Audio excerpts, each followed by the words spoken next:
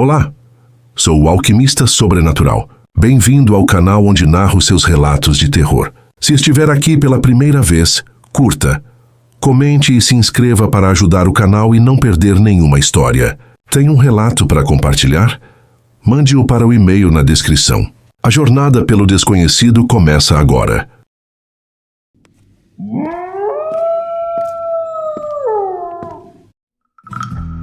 Olá, pessoal do Alquimista Sobrenatural. Meu nome deixa como Fernando. Não estou mandando isso para ganhar atenção nem para inventar moda. É para tirar um peso das costas e, se der, servir de aviso para quem gosta de estrada. Eu nunca fui de acreditar fácil em coisas sem explicação. Sou engenheiro. Passei a vida inteira resolvendo problema com régua e calculadora. Mas tem coisa que não entra em planilha. Eu tinha acabado de me aposentar e tirei do bolso um sonho antigo: cruzar o Brasil de moto. Minha companheira era uma BMW R 1250 GS, daquela que te dá a sensação de que, se você respeitar, ela te leva para o fim do mundo e volta. Saí de São Paulo e fui subindo, parando em cidade pequena, dormindo em pousada simples, comendo comida de boteco. A cabeça foi limpando, o corpo doendo. E a alma estava em paz. Cheguei na Chapada Diamantina para cortar a BA 142. Quem conhece sabe, asfalto estreito, remendado, longos vazios entre um vilarejo e outro, a vegetação da caatinga riscando o céu. Aquele lugar tem uma beleza que parece antiga demais pra gente, e um silêncio que não é o silêncio da cidade. É outro tipo de silêncio, um que te escuta de volta. No terceiro dia por lá, o marcador de combustível já piscava a reserva fazia um tempo, e o sol começava a afundar numa faixa laranja, roxa, meio poeira. Vi um posto magro, luz de mercúrio piscando, uma lanchonete acoplada. Parei. Tira a luva, tira capacete, aquele ritual. Veio um frentista de boné, pele castigada de sol, uns 60 anos. Ele tinha o corpo de quem já trabalhou a vida inteira ao ar livre e um olhar que eu só entendi depois. Olhar de quem já viu coisa demais. Abasteceu em silêncio e me ofereceu um café coado. Forte, amargo, daqueles que acordam até morto. A gente jogou conversa fora. Eu falei que vinha de São Paulo, que estava cruzando a Chapada pela primeira vez. Ele sorriu curto, assentiu, e aí travou o olhar no meu. O senhor vai seguir ainda hoje? Eu disse que sim, que queria adiantar umas horas porque a previsão era de calorão no dia seguinte. Ele ajeitou o boné sem desviar o olho. Moço, aqui as estradas têm seus segredos. Melhor não rodar muito depois que escurece, principalmente mais adiante, antes de chegar num povoadozinho adiante. Tem uns causos antigos, tem coisa que anda por ali. Eu, com minha cabeça de cidade grande, procurei um jeito gentil de rir sem parecer grosso. Coisa tipo onça, seu... Ele me cortou na mansidão. Não é onça, anda às vezes em 2, às vezes em 4, caminhoneiro velho já viu. Mas ver mesmo, ninguém quer. Ele ficou uns segundos quieto e falou mais baixo. Se for seguir, eu não aconselho. Mas se for, não para no acostamento. Por nada, nem para mijar. Se precisar, empurra até o próximo povoado. Não para. Eu agradeci e guardei como folclore. E sendo honesto com vocês, achei que era conversa para segurar viajante. Paguei, vesti a jaqueta, prendi o capacete, liguei a GS. Ele acenou de leve. Sério. E eu fui. A noite fechou rápido. A lua ainda não tinha subido. O farol da moto cortava uma faixa de asfalto remendado e, em volta, uma parede de vegetação seca. Aquele silêncio da chapada. Parece que o mundo respira mais devagar ali. Eu estava bem. O motor redondo, a mente leve. Até que o café cobrou a conta. A bexiga começou a reclamar do jeito que todo motociclista conhece. Olhei para os lados, nada. Mato ralo, árvores retorcidas, uns cactos. Um breu limpo, constelação inteira pendurada. Lembrei do conselho. De verdade. Ouvi a voz do homem. Não para. E me ouvi respondendo por dentro. 2 minutos, Fernando. Você não é criança. Reduzi, encostei a GS com cuidado no acostamento estreito. Aquele barulho do cascalho sob o pneu. Desliguei. O motor ficou estalando enquanto esfriava.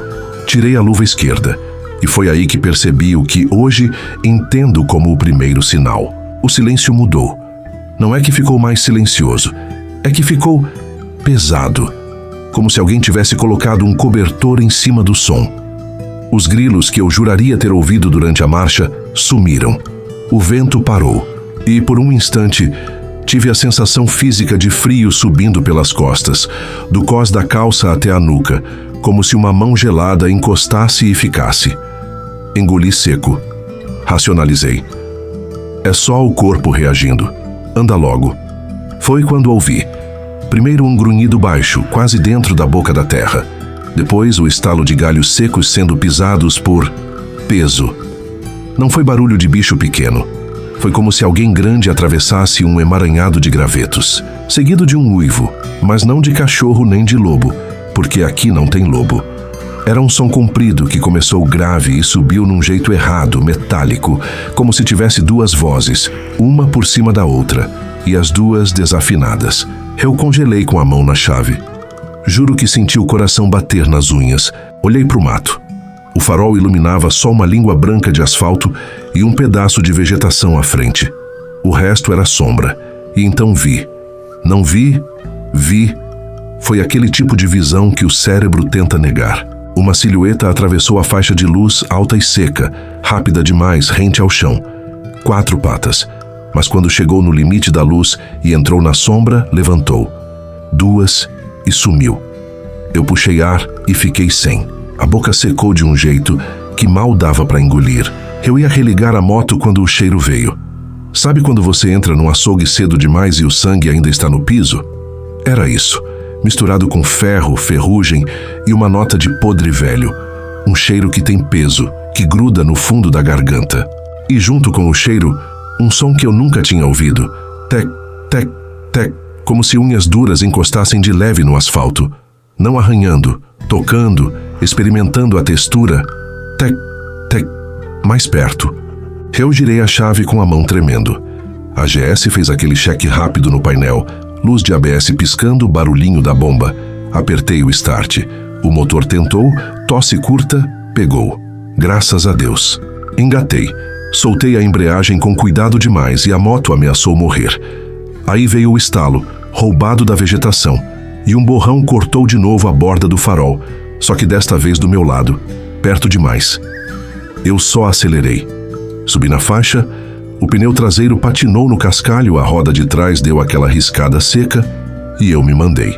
Não deu 10 segundos e eu já ouvia. Não atrás, ao redor, correndo, em 4, em 2, alternando.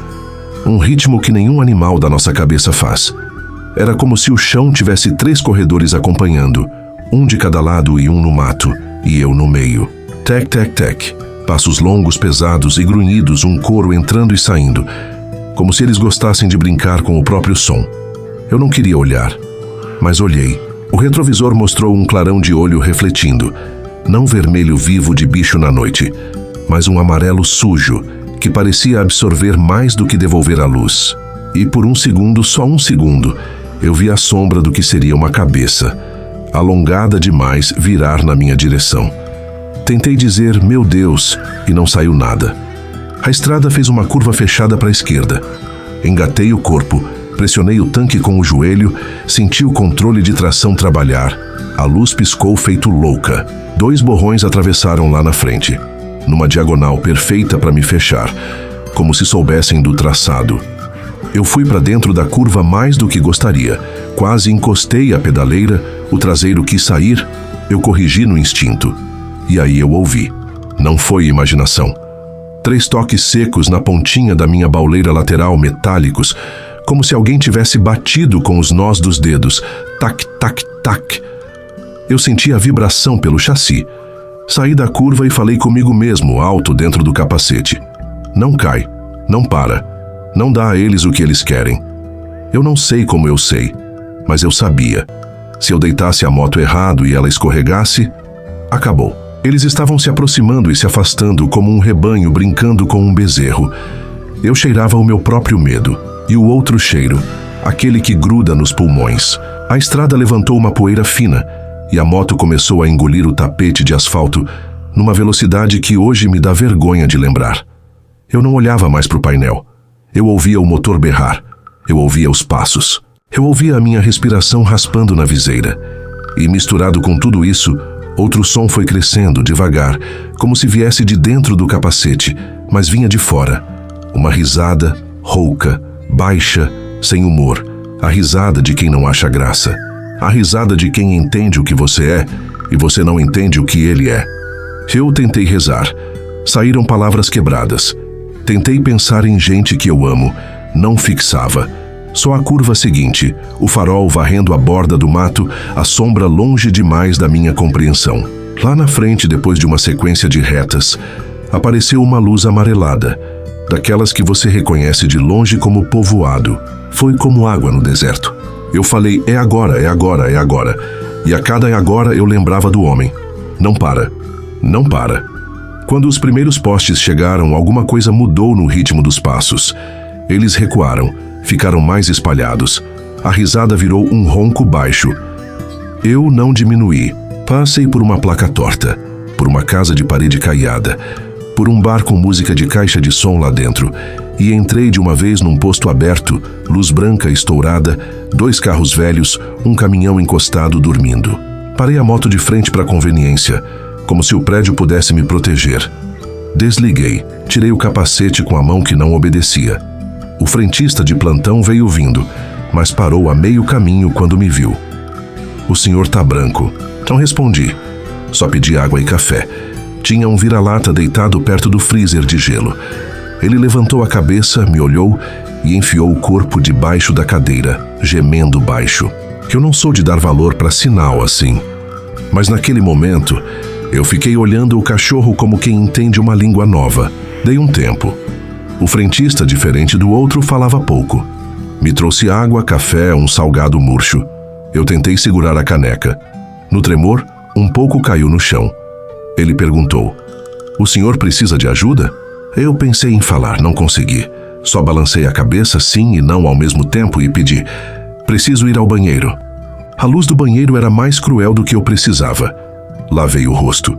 Voltei para a moto, dei uma volta ao redor dela.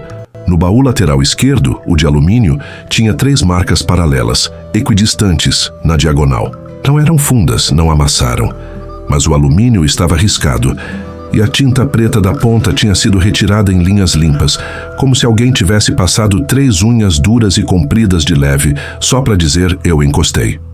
Passei o dedo. Além da poeira tinha uma sujeira escura que não era graxa. Tinha um cheiro fraco do mesmo ferroço que veio do mato. Me deu ânsia. O frentista apareceu do meu lado sem fazer barulho. Bateu em algum galho? Eu demorei a responder. Deve ter sido isso. Ele olhou para o meu rosto mais do que para o risco e falou quase num sussurro que não combinava com ele. Acontece. Dorme por aqui hoje. A estrada à noite é ruim. Eu dormi ali mesmo, numa cama de motorista no fundo da loja, pagando o que ele pediu sem discutir. Acordei várias vezes durante a madrugada, achando que tinha alguém do lado de fora dando volta na moto. Não tinha. Ou se tinha, não deixou rastro que eu pudesse mostrar. De manhã, voltei ao posto do homem do boné, aquele do primeiro aviso. Não sei explicar por quê. Talvez para agradecer, talvez para pedir que me dissesse que era só história. Ele estava lá, trocando o preço na bomba. Quando me viu, assentiu como quem já sabia o final. Eu falei pouco. Eu parei. Ele baixou os olhos e ficou mexendo numa porca com a chave de boca. Depois disse, a gente sabe quando o silêncio daqui fica grosso. Não é todo mundo que percebe. O senhor percebeu. Vá embora com luz. E se puder, não volte de noite. Eu segui viagem. Não aconteceu mais nada. Mas desde aquele dia, algumas coisas mudaram de um jeito que parece pequeno, e não é. Eu não rodo mais à noite. Instalei farol auxiliar como se fosse me salvar de alguma coisa que não gosta de luz. Aprendi a planejar paradas com antecedência militar. Mapa, relógio, combustível, banheiro. Não paro no acostamento. Não mesmo.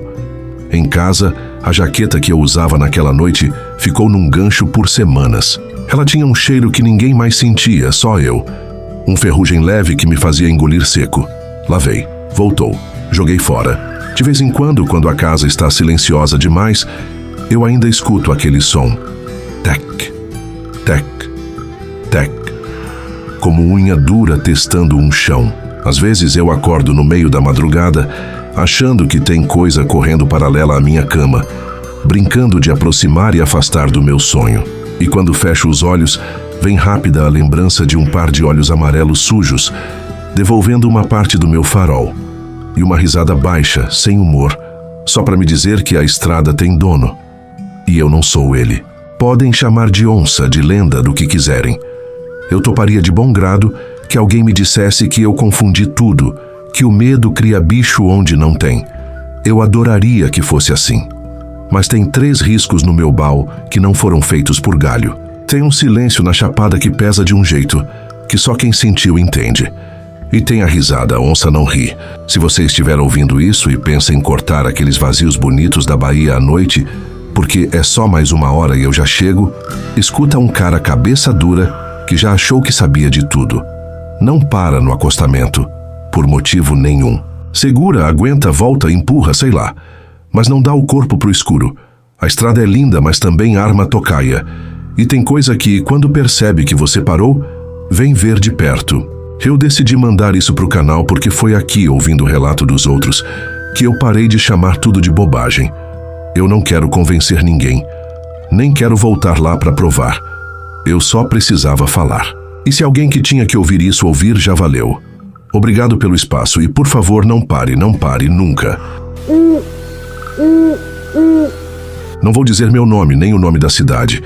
E o e-mail que estou usando para mandar isso aqui vai ser apagado assim que eu terminar. Não quero que me encontrem. Não quero perguntas. Só quero tirar esse peso do peito, porque já não dá mais para carregar sozinho. O que eu vi aconteceu há mais de 20 anos, mas parece que foi ontem.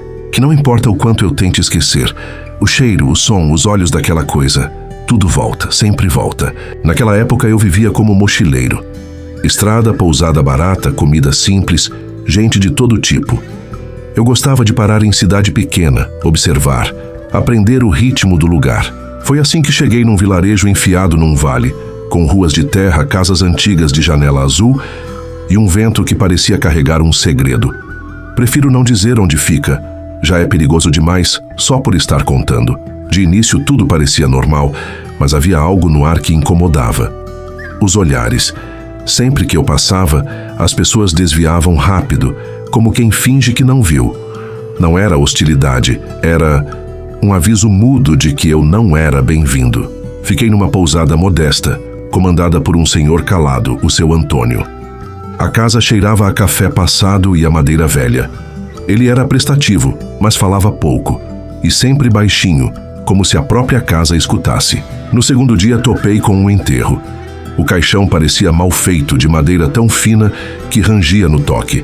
A cova era rasa, muito rasa. A tampa nem era pregada, só encostada. Aquilo me atravessou.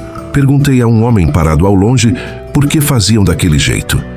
Ele abaixou a cabeça, apertou o chapéu nas mãos e sussurrou: "É assim que sempre foi."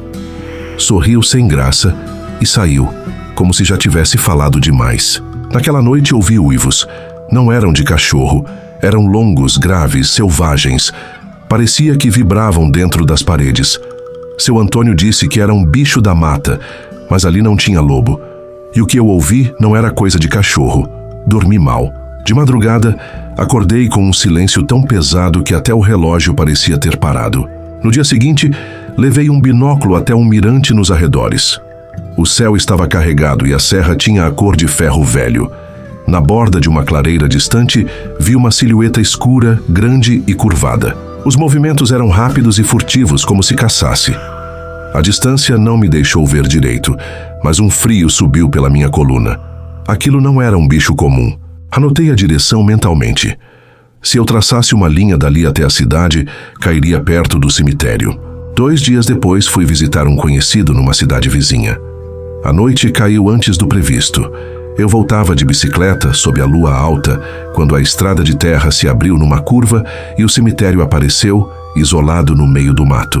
Não tinha luz, só um muro de pedra antigo, pedras altas com musgo, e na entrada 3 montinhos de pedra empilhada, como pequenos totens. Pareciam marcas, pareciam avisos. Foi então que ouvi o som. Primeiro terra sendo revirada, depois um estalo seco, madeira se partindo. Pensei em ladrões de túmulos, Larguei a bicicleta no barranco e me aproximei por trás de um bambuzal, pisando devagar, engolindo a respiração. O ar estava parado e frio. O cheiro de terra úmida vinha pesado, misturado a um azedo que eu não reconheci na hora. Apoiei as mãos no topo do muro e espiei. E o que eu vi não tem como explicar sem sentir de novo o corpo gelar. Era uma criatura enorme. No começo, minha cabeça tentou chamar de cão, mas não era. O corpo era coberto por pelos negros e longos, tão escuros que engoliam a luz. Cavava com garras gigantes, jogando a terra como se fosse leve. Em poucos segundos, desenterrou o caixão, o mesmo que tinham enterrado naquele dia. A madeira se abriu como papel molhado. O corpo caiu no barro. A criatura se ergueu sobre duas patas. Era maior do que qualquer homem que já vi, e com um movimento antinatural, mas estranhamente delicado, pegou o cadáver nos braços, como quem acolhe um filho adormecido. Por um instante eu quase acreditei que havia alguma ternura ali. Mas então ela abriu a boca e cravou os dentes. O som eu nunca esqueci. Rasgo de carne, ossos se partindo, líquido escorrendo. O cheiro de sangue e podridão tomou o ar, invadiu minha garganta. Eu quis gritar, mas a voz morreu antes de sair. De repente a criatura parou. Virou a cabeça devagar e olhou na minha direção. Eu não sei se ela me viu. Talvez tenha sentido meu cheiro, mas juro, os olhos dela brilharam na escuridão. Vermelhos, vivos, inteligentes. Senti uma pressão no peito, como se um sussurro encostasse por dentro e dissesse: "Eu sei que você está aí." O coração batia tão alto que parecia que ia me denunciar. Me joguei no chão, escondido atrás da moita, tentando silenciar até a respiração. Segundos viraram minutos. Então ouvi de novo os ossos se partindo. Ela tinha voltado a se alimentar. Rastejei até a bicicleta. Subi de um pulo. As rodas escorregaram na terra fofa, quase caí. Pedalei como se a estrada fosse se fechar atrás de mim. A cada curva, jurava ouvir passos pesados, um arrastar que fazia o mato abrir. Em certo ponto, algo riscou a minha camisa. Quando cheguei na pousada, os braços estavam arranhados, a camisa rasgada no ombro. O suor frio me encharcava. O uivo, lá longe, ainda vibrava nos ossos. Seu Antônio estava na varanda com uma lamparina. Me viu e só disse: "Entra." A gente foi para a sala. Ele fechou a porta, trancou a janela e a casa ficou num silêncio de igreja vazia. "O que você viu, meu filho?" Ele começou a voz baixa. "Não é um monstro qualquer, é o guardião da carne." Ele falou de uma entidade antiga, anterior à cidade, que vive no limite entre a vida e a morte. Quando a fome chega, ela não mata. Ela escolhe, leva os vivos, não se alimenta só do corpo, suga o que a gente é por dentro.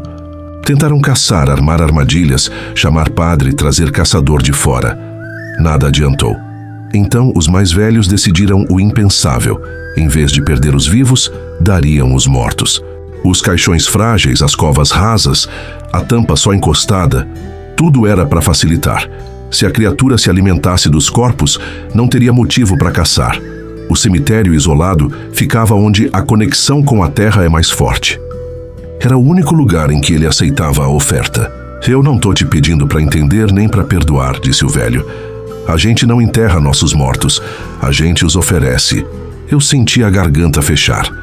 Naquela hora, uma pergunta se meteu no peito e ficou latejando. O que é pior?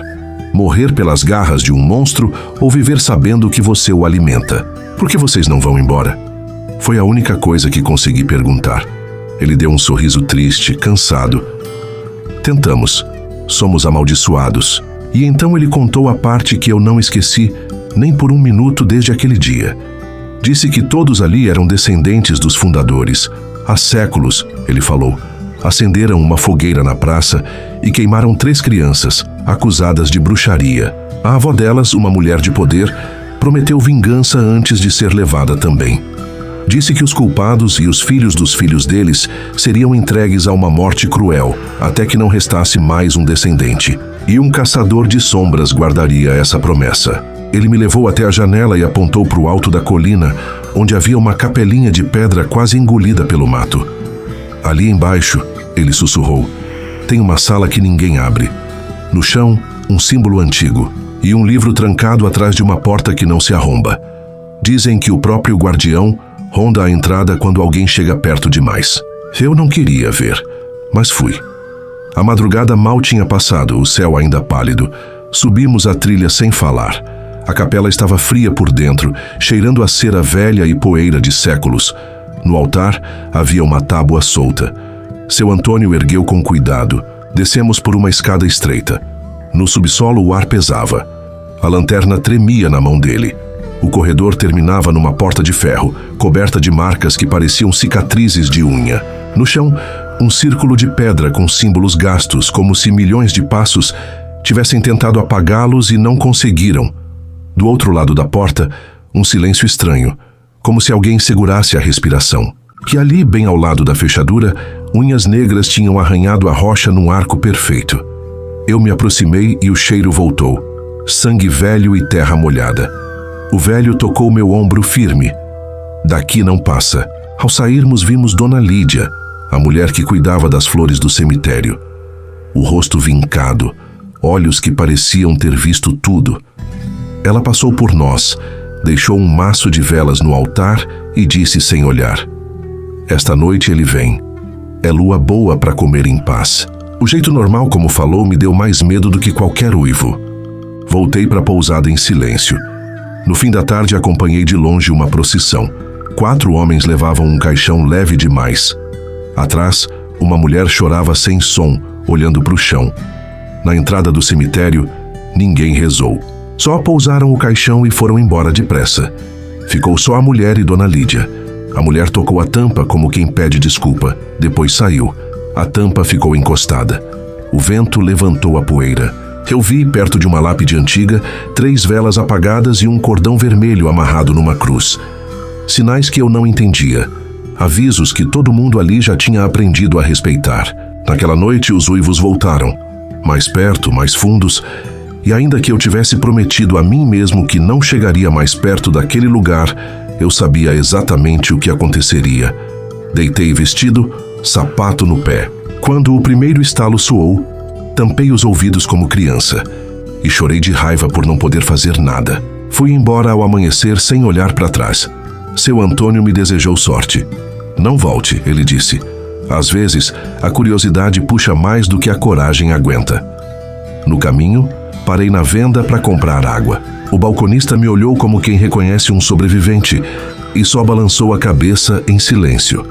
Na saída da cidade, passei por um marco de pedra com nomes apagados pelo tempo. No pé do marco, 3 riscos paralelos, frescos como garras marcando presença. Nunca mais voltei. Nunca mais perguntei. Mas desde aquela noite nunca mais dormi em paz. O som dos ossos quebrando me visita nos sonhos.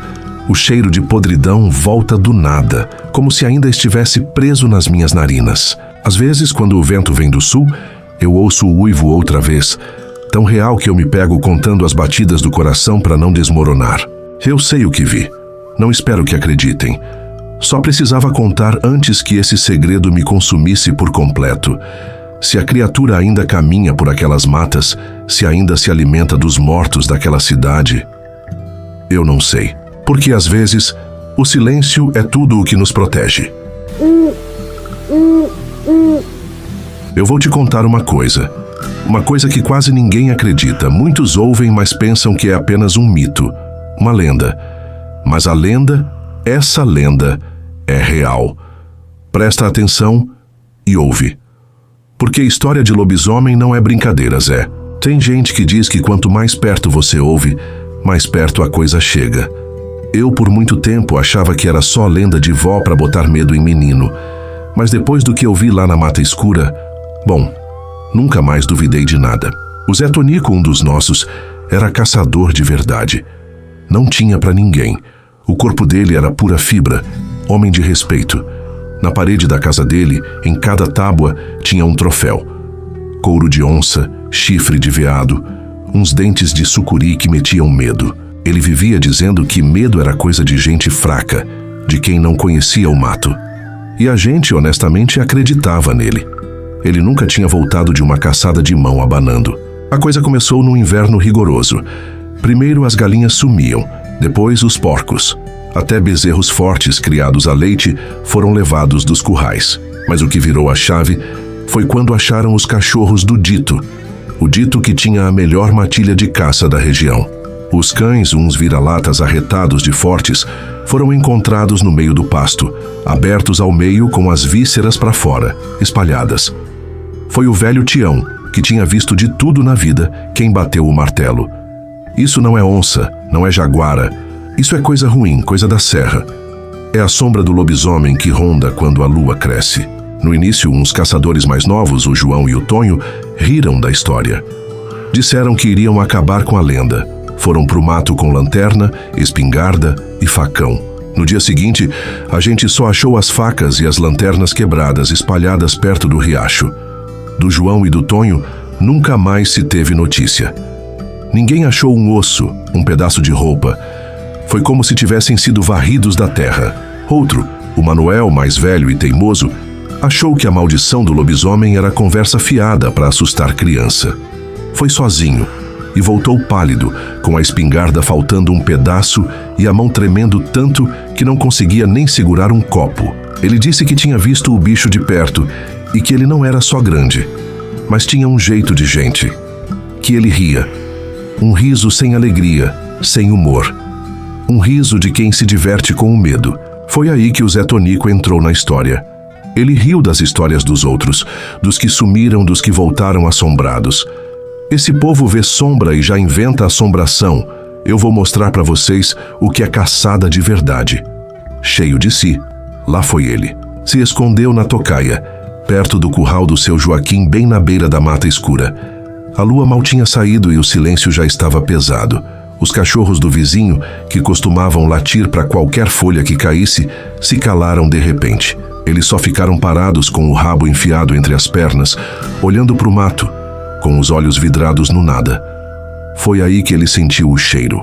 Eu não desejo a ninguém sentir aquele fedor. Era cheiro de cachorro molhado, mas muito mais forte, misturado com carniça velha, daquelas que já estão quase podres, e ainda tinha um cheiro de sangue quente, metálico, que parecia grudar na garganta. O ar parecia grosso e nojento, e dava vontade de vomitar. O mato então começou a se mover. Primeiro leve, um sussurro de folha. Depois forte, como se algo imenso e pesado estivesse abrindo caminho, quebrando galhos secos como palitos. E foi então que ele viu. Saiu das sombras, como que materializada do próprio pavor da noite. Uma coisa grande demais, com o corpo todo coberto de pelos escuros e molhados, pingando algum líquido escuro. Tinha os ombros largos, braços compridos com garras afiadas que brilhavam no claro da lua como lâminas recém-afiadas. As pernas eram tortas, dobradas de um jeito estranho, quase como as de um homem e as de um bicho ao mesmo tempo. Um andar desengonçado, mas mortal. A cara era um focinho comprido, dentes saindo para fora da boca, baba escorrendo quente no chão. E os olhos... os olhos. 2 pontos vermelhos queimando como brasa no escuro, fixos nele. Zé, que nunca tinha sentido medo de nada, sentiu um calafrio na espinha, que foi até a ponta dos dedos dos pés.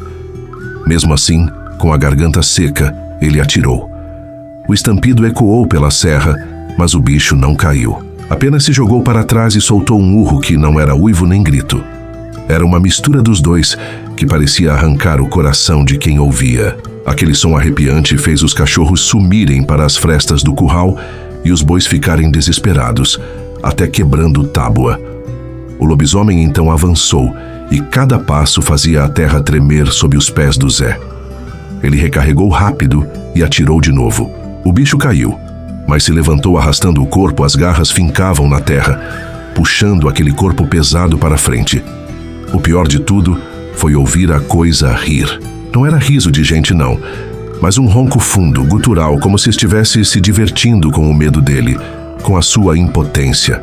O Zé correu. Nunca tinha corrido assim na vida. Se enfiou no mato, tropeçou em raízes, bateu a cabeça em galhos, o corpo doía e o ar parecia rasgar os pulmões, queimando a cada respiração. Ele só parou quando chegou em casa, sujo de terra e sangue, trancando a porta e as janelas com tudo o que achou. Ele ficou a noite toda com a espingarda apontada para a porta, sem saber se a criatura ainda estava lá fora, espreitando. Na manhã seguinte, o vilarejo estava um caos. Galinheiros arrombados, porcos despedaçados, o chão todo sujo de sangue. Mas o horror maior veio quando acharam o corpo de seu Inácio, o ermitão que vivia na beira do rio, sempre bondoso e calmo. O corpo dele estava na clareira, aberto ao meio, as vísceras expostas de um jeito brutal. Os ossos do peito roídos, como se a criatura tivesse tentado arrancar a alma dele. O cheiro de morte e de carne podre ainda estava lá, grudado no ar, insuportável.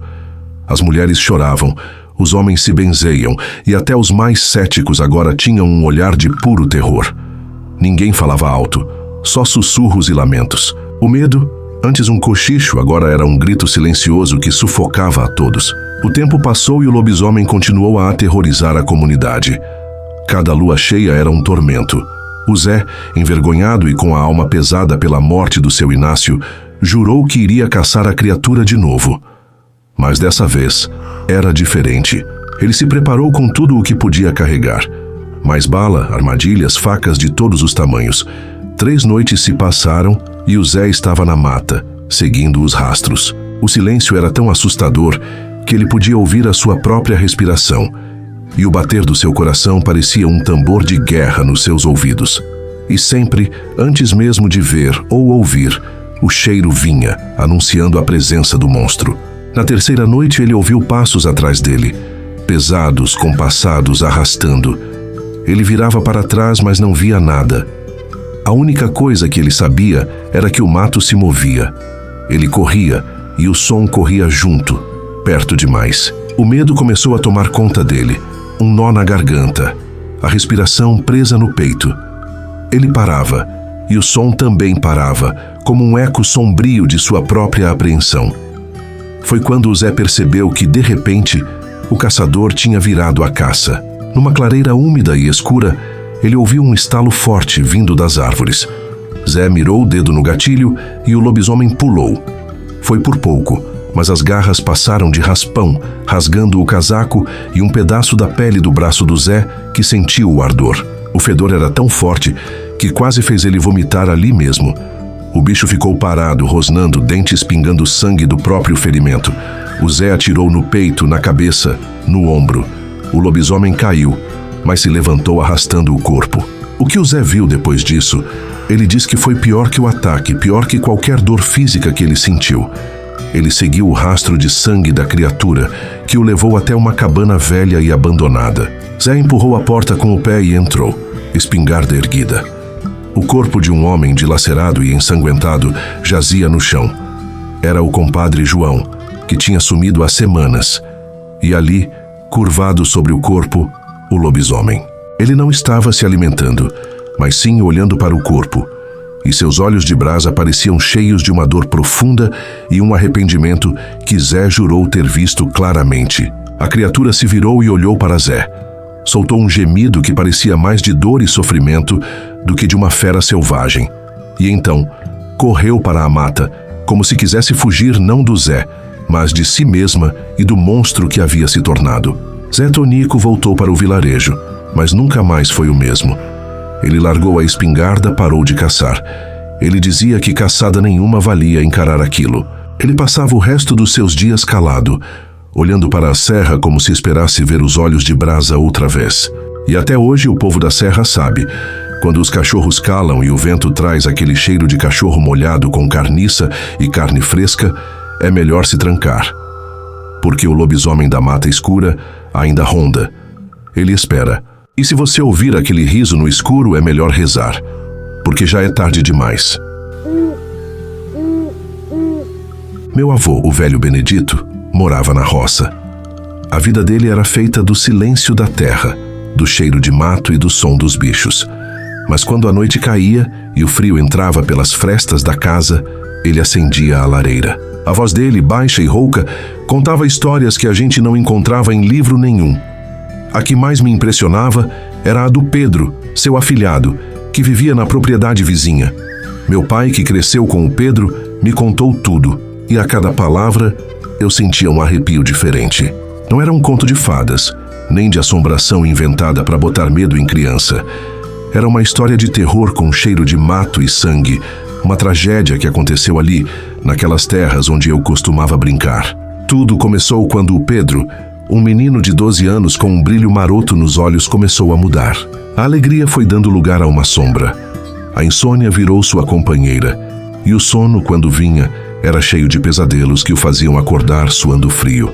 Ele não era mais o mesmo, meu pai dizia, os olhos fixos na parede, revivendo as memórias. De repente, o garoto mais tranquilo da vizinhança começou a se meter em briga, a ficar nervoso por qualquer coisa. E a fome dele não era normal. Às vezes, no meio da noite, ele descia para a cozinha e devorava o que via pela frente, até mesmo carne crua. A família dele, Dona Maria e seu João, tentou de tudo. Levaram-no a médicos que diziam ser a puberdade. Procuraram benzedeiras e curandeiros que, com ervas e orações, tentavam afastar o que eles acreditavam ser um espírito ruim. Ninguém sabia o que estava acontecendo, mas o medo, sutil e gelado, já tinha se instalado na casa. A violência que ele começou a demonstrar não era a de um garoto comum. Foi durante uma discussão boba na cozinha que a coisa ficou feia. Pedro, em um acesso de fúria, empurrou o pai. Seu João, um homem grande e forte, perdeu o equilíbrio e foi arremessado contra a parede a alguns metros de distância.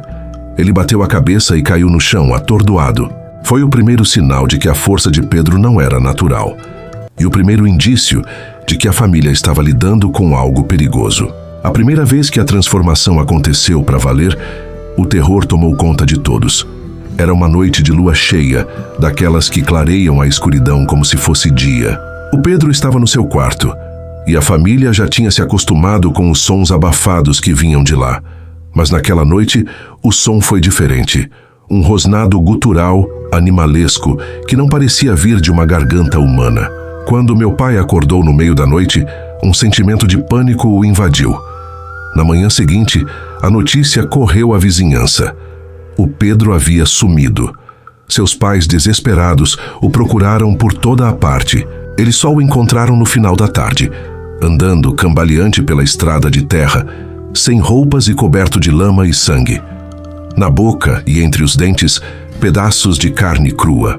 O terror só aumentou quando, a alguns quilômetros dali, a família Almeida encontrou seu maior porco, um animal enorme e forte, completamente destroçado, com marcas de garras e pegadas que, para seu João, eram inconfundíveis. A partir desse dia, a família se isolou e o segredo ficou guardado a 7 chaves. Seu João, o pai de Pedro, um homem que não se curvava a nada, construiu um quarto para o filho, isolado da casa principal.